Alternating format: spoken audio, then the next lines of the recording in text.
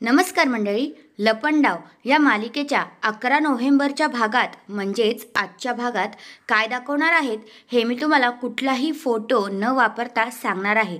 चला तर मग सुरुवात करूया.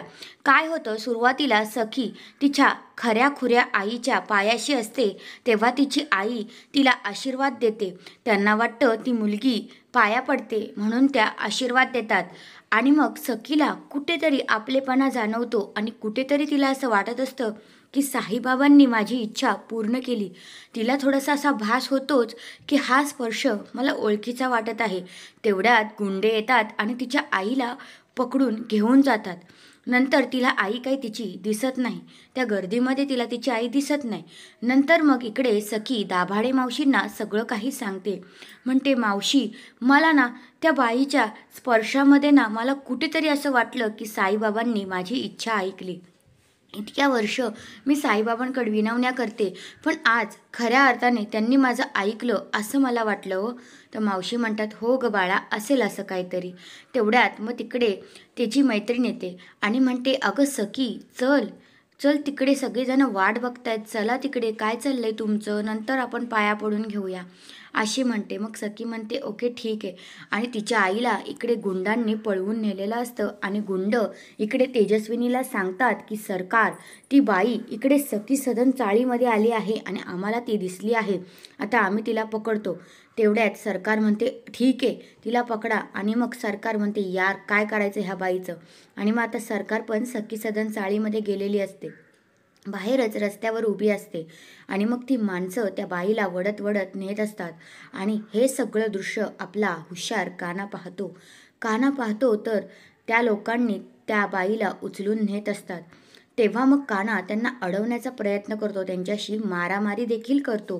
काना मारामारी करतो, पण काय होतं, सरकारला कळलेलं असतं ना की ती बाईला तिकडे उचलून तिकडंच गेली आहे म्हणून.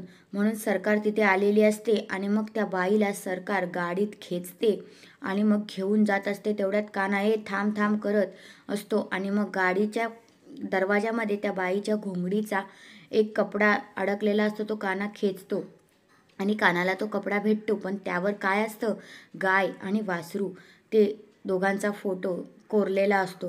मग ते सगळं बघून कानाला विचार पडतो की अरे यार, कोण होता आणि मी कसं नाही वाचवू शकलो. त्याला खूपच वाईट वाटतं.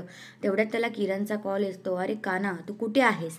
तर मग किरणला काना म्हणतो, अरे काना, बघ ना किरण, आपल्या चालीमधून एक बाईला लोक मारतायत, वळून तणून नेतायत आणि आपण काहीच करू शकत नाही. मला ह्याचं खूप वाईट वाटतंय. आत्ताच माझ्या डोळ्यासमोर एका बाईला गाडीतनं घेऊन गेले. तर मग किरण म्हणतो, थांब, तू हायपर नको होऊ, ते गाडीचा नंबर वगैरे बघितलास का तू. तर मग काना म्हणतो, नाही ना, आपण बड्या बड्या वार्ता करतो, नंबर बघणार वगैरे बोलतो, पण त्यावेळेस काहीच सुचत नाही रे, असा तो बोलत असतो. आणि त्याला खूपच वाईट वाटत असतं की तो त्या बाईला वाचवू नाही शकला. किरण म्हणतो, ठीक आहे, आपण बघू काय ते, पण तू सध्या आता इथे ये. तेवढ्यात मग तिकडे काना गेलेला असतो. मग नंतर मग थोड्या वेळाने सरकार येते आणि मग काना सरकारवर प्रचंड भडकतो आणि म्हणतो, काय काय तुम्हाला समजतं का, कुठे गेला होतात तुम्ही, इथे काय परिस्थिती होती तुम्हाला माहिती आहे का. तर मग सरकार म्हणते, काय परिस्थिती होती. तर मग लगेचच म्हणते की माझं काम होतं म्हणून मी गेली. तर मग काना म्हणतो, अहो पण तुम्हाला समजायला पाहिजे, तुम्ही काय केले तुम्हाला कळतंय का. तुमच्या मुलीचा साखरपुडा होता, तिचा चांगला दिवस होता आणि तो तुम्ही खराब केलात. तुमचं इतकं कोणतं महत्त्वाचं काम होतं. तेव्हा मग सरकार सांगते की मी सखीसाठी शाळा चालू करत आहे, तर त्या शाळेसाठीच मी गेलेलो होतो. आणि मग ती माणसं जाणार होतीत ना बाहेरगावी, त्यांची फ्लाईट होती, म्हणून तर मी गेली तिकडं. आणि ती गेली नसती तर डील कॅन्सल झाली असती, म्हणून मी गेले. तर लगेचच काना म्हणतो, हो पण किती पण असलं तरीसुद्धा असं तुम्ही नाही करायला पाहिजे होतं. आज सखीचा किती आनंदाचा दिवस होता आणि ह्या आनंदाच्या दिवशी तुम्ही तिला किती रडवलं आहे याची तुम्हाला कल्पना पण नाही. आणि काना सखीच्या पाठीशी खंबीर उभा राहतो आणि तो सखीसाठी खूप स्टँड घेतो. तेव्हा मग सरकार म्हणते, अच्छा असं आहे का. मग लगेचच काना म्हणतो, ते काही नाही, तर साखरपुडा तुम्हाला सखीला सॉरी बोलल्याशिवाय चालू होणार नाही, तुम्ही सखीला सॉरी म्हणा. आणि मग सखी पण कानाकडे पाहतच बसते की काना तिची इतकी साईड घेत आहे, तिला त्याचं खूपच भारी वाटतं आणि भरून येत असतं. खूपच भारी एपिसोड आहे हा. तेव्हा मग लगेचच सरकार म्हणते, मी मग काना म्हणतो हो तुम्हीच, तिला सॉरी म्हणा. तर ती बोलते मी तर तिच्याच कामासाठी तर नाही म्हणते. काना म्हणतो नाही, तुम्हाला सॉरी म्हणावंच लागेल, त्याशिवाय मीच साखरपुडा करणार नाही, असा काना म्हणतो. तेव्हा सखीला खूपच भरून येतं आणि नंतर सरकारला कानाचा प्रचंड राग येत असतो, पण ती खूपच कंट्रोल करते. मग तेव्हा काना म्हणतो ठीक आहे, मी साखरपुडा कॅन्सल करतो. लोक म्हणतील तेजस्विनी कामतच्या मुलीचा साखरपुडाच झाला नाही, हेडलाईन्स येतील तेजस्विनी कामतला साखरपुडा सोडून गेली म्हणून तर साखरपुडा झालाच नाही आणि तिने पोरीची माफी पण नाही मागितली, असं बोलतो आणि सरकारला धमकावतो. तेवढ्यात सरकार ते सगळं बघून सखीला सॉरी म्हणायला जाते सुद्धा.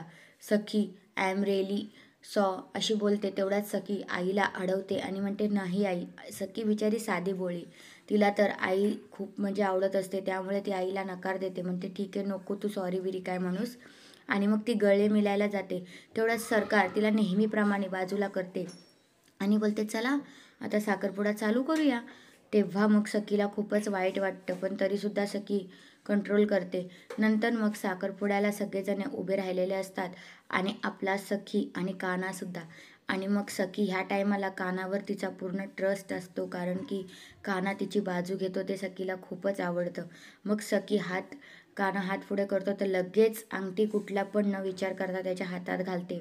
तिला कुठेतरी असं वाटत असतं आपण योग्य हातांमध्येच अंगठी घातलेली आहे.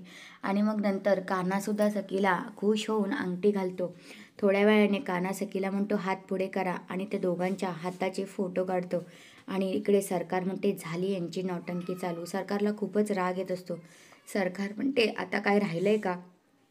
तर मग ते लोक म्हणतात नाही काय नाही. म्हणजे साखरपुडा इकडे उरकलेला असतो. खूप मस्त भाग आहे बरं का. अगदी डोळ्यातनं पाणी आणेल असा. सखीचं तर प्रचंड मला वाईट वाटत होतं.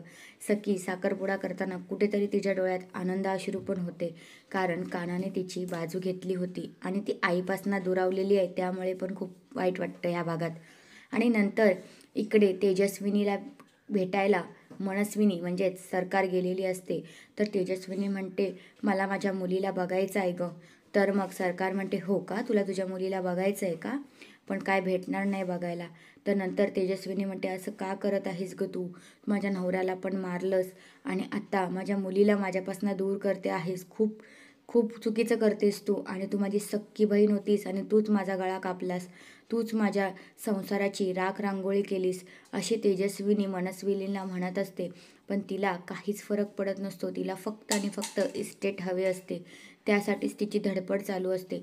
तर आजच्या भागामध्ये आपल्याला हेच दाखवलं आहे. उद्याच्या पुढील भागात आपल्याला असं पाहायला मिळालं, इकडे तेजस्विनी आणि मनस्विनीचे संवाद हे चालूच असतात.